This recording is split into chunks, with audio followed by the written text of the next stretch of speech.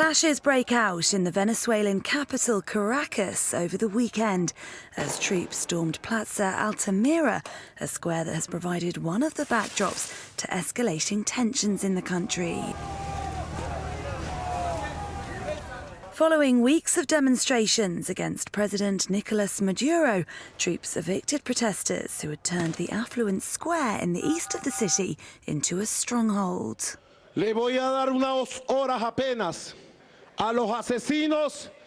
I'm going to give those assassins that have taken over Altamira Plaza and Francisco de Miranda Avenue just a few hours, and if they don't clear out today, I'm going to clear those spaces with public force.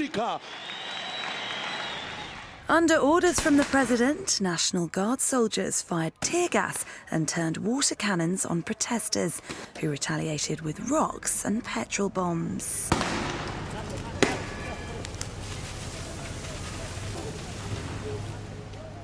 Events over the weekend follow 6 weeks of unrest in the country, predominantly led by students and militant opposition leaders, with 28 people having been killed, more than 300 injured, and over 1,000 being arrested.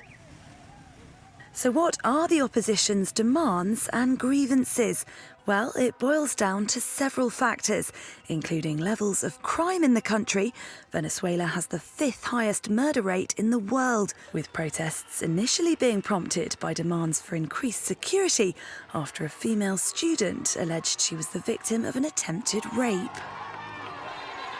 Elsewhere, the rate of inflation, which currently stands at an annual rate of 56%, also shows the alarming state of the economy, while perhaps the most pressing daily concern for ordinary Venezuelans is the problem of food shortages, with people struggling to get hold of everyday items.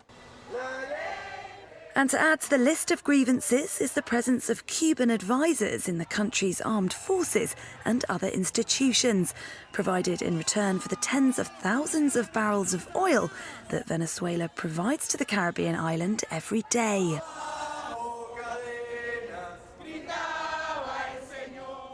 But despite the worsening situation, it's not just the opposition who are filling the streets.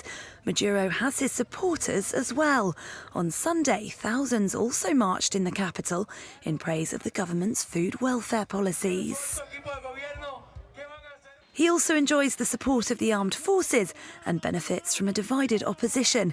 Furthermore, despite their veracity, the numbers of protesters are far fewer than during demonstrations against his predecessor Hugo Chavez a decade ago.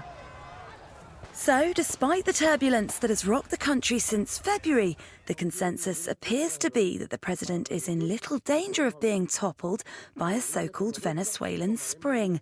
And while he is coming under international pressure, US Secretary of State John Kerry described it as a terror campaign last week.